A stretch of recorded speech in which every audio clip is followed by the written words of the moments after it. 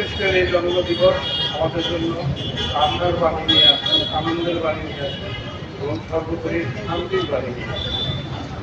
Arch bishop বিজয় নিকুঞ্জের যে বাণী আমি আমার চোখে দেখেছি, উনি এখানে আমাদেরকে আশার কথা শিখিয়েছেন। আমরা এই নতুন বাংলাদেশে তার কণ্ঠে কণ্ঠ রেখে তার বাণীতে উদ্বুদ্ধ হয়ে আমরা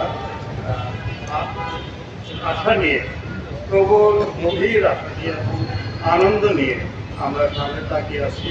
এই দেশে, এই জনপদে যেন শান্তি এবং আশা প্রবাহিত হয় এবং যেন শান্তি বিরাজ করে এবং শুধু যারা খ্রিস্টান ধর্ম অবলম্বী শুধু তারাই নন, এদেশের এই জনপদের সকল ধর্মের, সকল গোত্রের, সকল জাতির সবাই যেন শান্তিতে থাকতে পারে এবং দেশ গঠনে সবাই যেন ভূমিকা রাখতে পারে।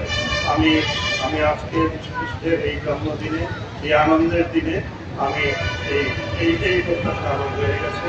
এই প্রত্যাশা থাকলেও আমার বিশ্বাস আপনারাও আমার সাথে এই প্রার্থনা এবং এই প্রত্যাশায় যোগ দেবেন। আমি আবারও বিষয় বিজয় এবং আরও যারা আছে তাদের এবং আপনাদের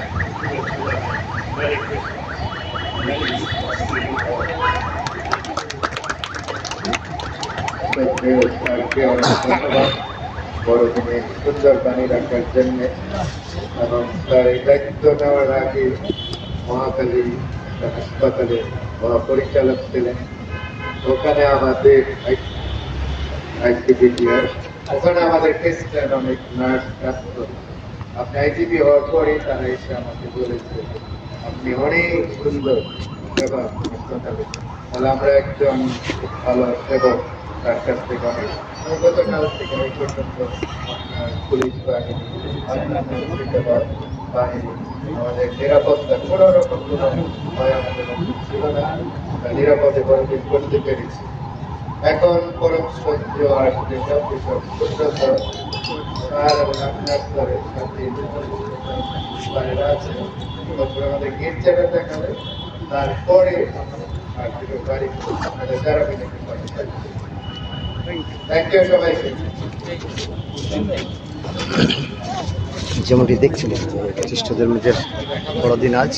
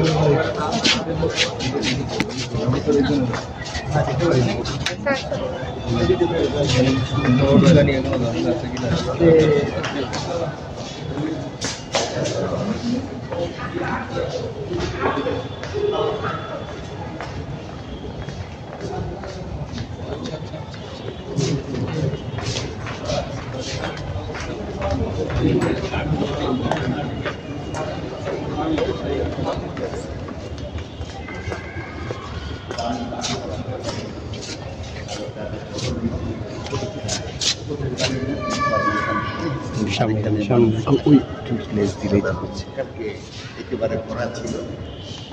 এখানে আমরা প্রত্যেকেই যে তার জন্ম এই বলি যে আমরা সেই গোশালায় তার জন্ম হয়েছে। এটা সারা বছরই না না না, এটা ক্রিসমাসের জন্য আনুষ্ঠানিকভাবে রাখা হয়েছে। জানুয়ারির 6 তারিখের মধ্যেই আবার এগুলো সবকিছু ডিসমেন্টল। 6 তারিখটা কি কারণে তাৎপর্যপূর্ণ? ওটা আমরা বলি যে এই এপিফানি